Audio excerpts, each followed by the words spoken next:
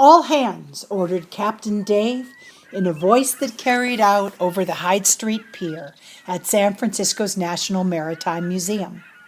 The captain gave orders only once, and you had to get it right the first time.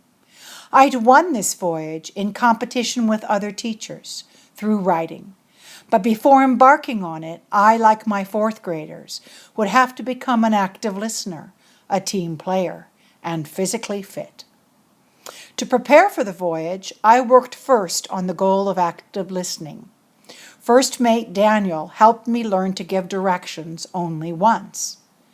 I drew a coffee cup on the board that Daniel erased if I repeated myself.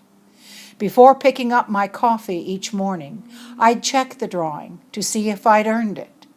My students learned to listen, and I became a better listener too.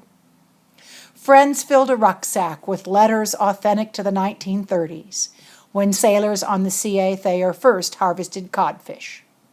We lugged that rucksack around during practice voyages, hauled a giant hawser hand over hand, and reeved a heavy block and tackle.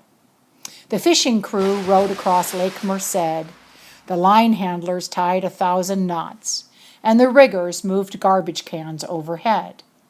My fourth graders grew muscles. Their teacher, not so much. I boarded the ship that May morning, chewing gum to keep my mouth busy.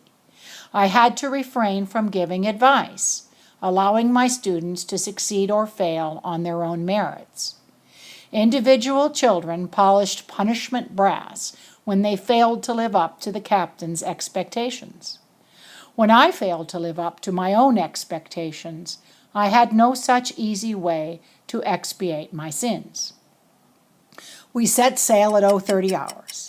Before night watch, the sailors climbed up onto the deck house to sit with the captain in the quiet of the evening. I found pushing off onto the deck house, lifting my own body weight, too difficult. A few spring walks with the children around Lake Merced had not made me fit. I'd intended to find time to walk more. I'd intended to find time to swim.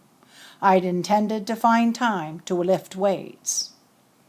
While my students gloried in their sore muscles, I began to reflect on what just-in-time learning I could take from Voyage 267. Perhaps good teaching requires intellectual, spiritual, and physical fitness in equal measure. Before the voyage, I'd cultivated only the first two, and I decided to change that. Though it was time for us to leave her, I determined from that day forward that I'd never stop working on all aspects of fitness. And in the decade that's passed since, I haven't.